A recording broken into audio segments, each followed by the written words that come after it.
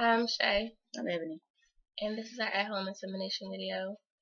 A little bit about us is that we've been together for going on 2 years. We've been talking about having a baby for a while, and we finally decided that we were ready to try to conceive. We both have a 5-year-old, and our 5-year-olds are 2 months apart, so we both brought a child into this relationship. But we've actually decided to expand our family and to have a child of our own. So we decided to go with artificial insemination, done at home, using a known donor. So in this video, we'll tell you the stuff that we used and the steps that we took, and give you some important tips and some facts about doing the actual insemination yourself. Okay, so first we're going to go over the stuff that we used. Let's see. You don't have to use this stuff. It's completely up to you. We decided to use it to help us because we were comfortable with it. They say to get as close to the cervix as possible when you're doing the insemination at home, because using unwashed sperm, you can't go past the cervix. So to make sure that we got as close to the insemination, the cervix, we actually used a metal speculum. You don't have to use metal, you can use plastic, and you can actually buy this from Amazon.com. For our donor to give us his sperm, we actually have some sterile specimen cups. You can also get these from Amazon.com. Some people, they'll use, it's different size syringes you can use. Some people use a catheter, some people don't. We didn't use a catheter. We just used the smallest syringe we could find, which is a 1 milliliter syringe. And we use this one because you have less problems with air bubbles.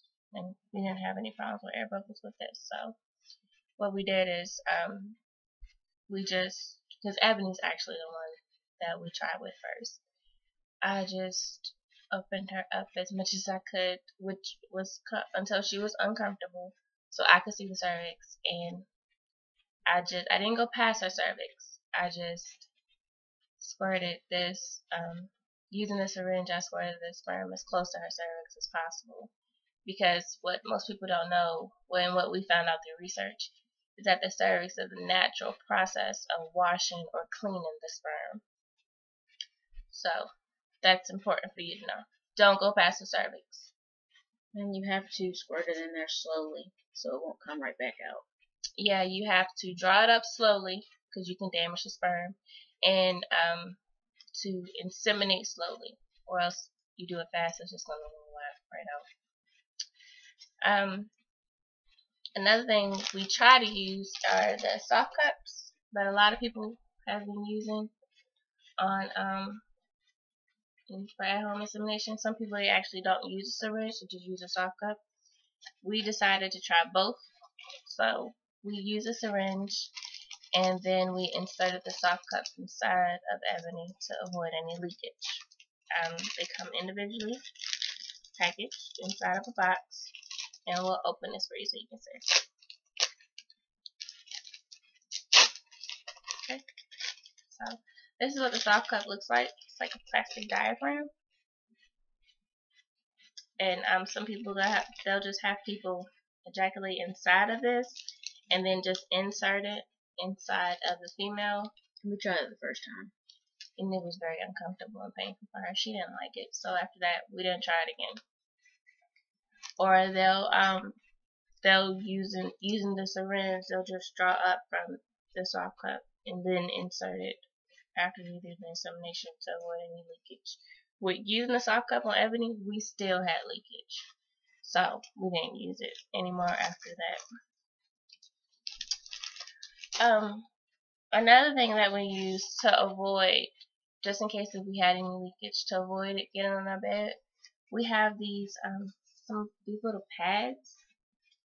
It's kind of like what you use for like at-home care, or what they use in the doctor's office. Ebony just laid on this because we did our inseminations at night. She laid on this while she was sleeping to make sure that nothing got on the bed. So I'll highly recommend this. You can get these from any store. Let's see. lubricant. We used just a lubricant jelly, kind of like KY jelly. You want to make sure it does not contain spermicide, or else that will kill the sperm. There is one that's made for sexual intercourse that does not kill the sperm, and it's called Pre-Seed. We saw that a lot of people were using Pre-Seed, but we decided not to use it because it costs almost $20. So we just use this for the speculum to make the insertion as comfortable as possible for Ebony. Some other things that we use, of course, is prenatal vitamins. She was taking this before we started the insemination process, during, and she's still taking them now. Another thing that a lot of people were talking about was Vitex, which is said to increase your chances of conception, making you more fertile and conception more likely. So the directions for this is to take one capsule 2 or 3 times a day for 8 to 12 weeks. So she was taking this before and during the insemination. I've also been taking it because if we have an unsuccessful attempt with Ebony, then I will be the one who does the next insemination, and I will be using a known donor. Another thing that you can use to help increase your chances of conception that a lot of people don't know is like actually Robitussin. If you use Robitussin, you want to make sure that guaifenesin is your only active ingredient, because all the other active ingredients will actually make fertility harder for you, and ovulation. It'll throw your ovulation off. So you want to make sure that guaifenesin is the only active ingredient, and that your Robitussin does not have any capital letters on the back behind the brand name, because that means that guaifenesin is not an ingredient. And the way how the Robitussin works is you take the dosage up to 3 times a day, followed by 8 ounces of water each time. The Robitussin actually thins your cervical mucus, which makes it easier for the sperm to move past your cervix. If your mucus is too thick, the sperm can't travel past the cervix. So we was using this when she started ovulating, and on her highest fertility days, we definitely used this.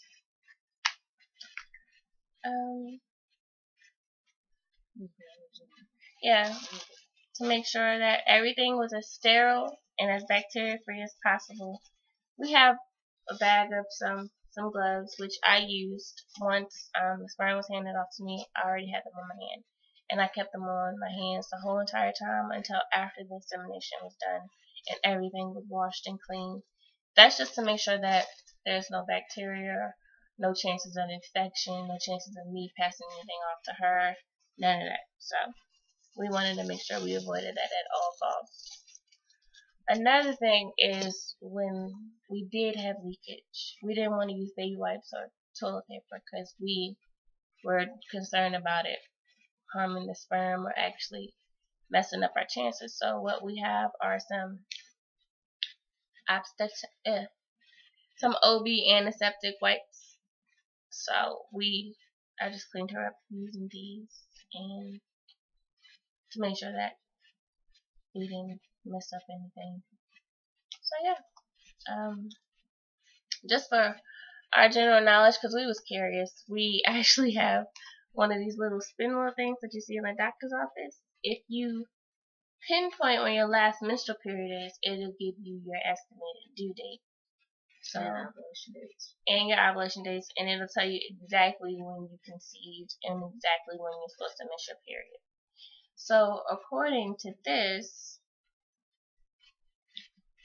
our baby will be due on May 14th if she is pregnant.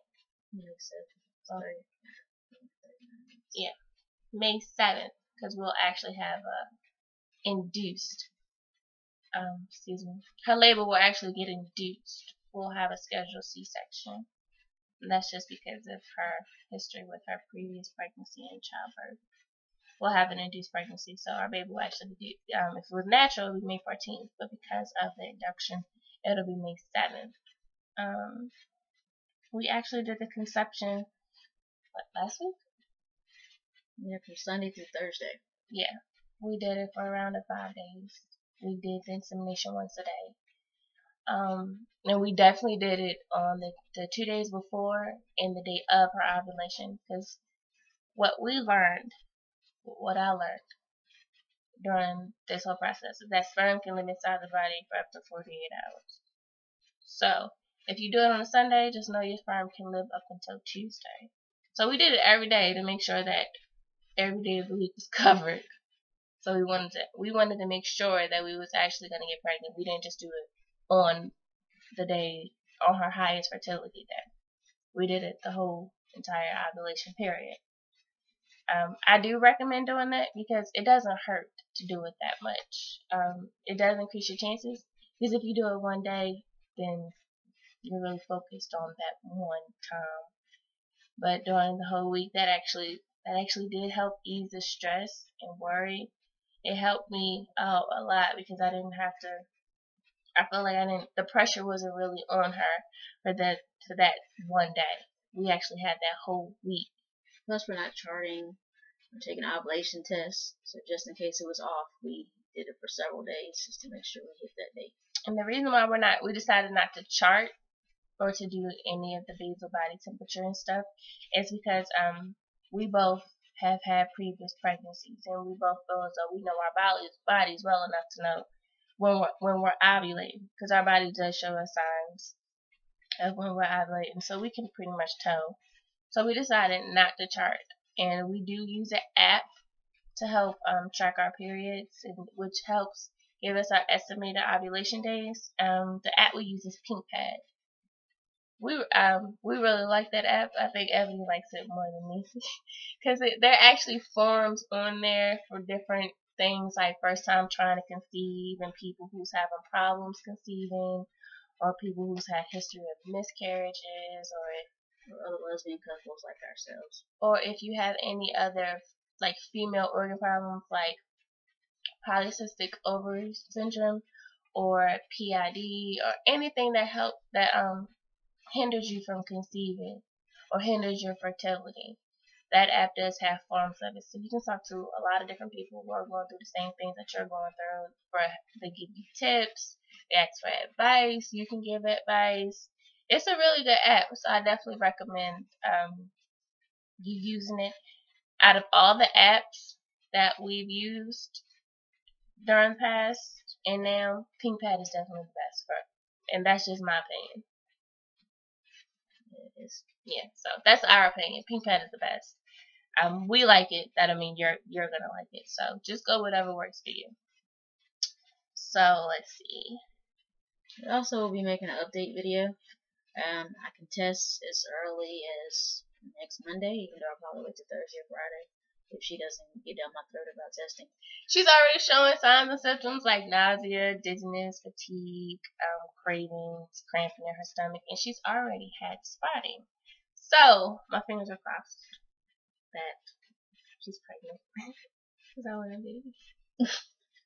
So yeah, so she'll be testing next week. Hopefully, we will have a positive pregnancy test, and if for whatever reason we don't, she's ready. Yeah, I'm ready for her to be ready. Yeah. So we got everything lined up just in case. So hopefully, you stay tuned and you chime into our next video giving you the update about Ebony's pregnancy test results.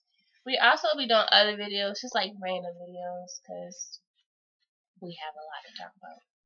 So we'll be doing other videos as well, just not about the whole pregnancy, but about other things, like if we need advice or if there's something that we really want to get off our chest. Yeah. So yeah, just stay tuned and hopefully we'll see you next time. Bye. Bye.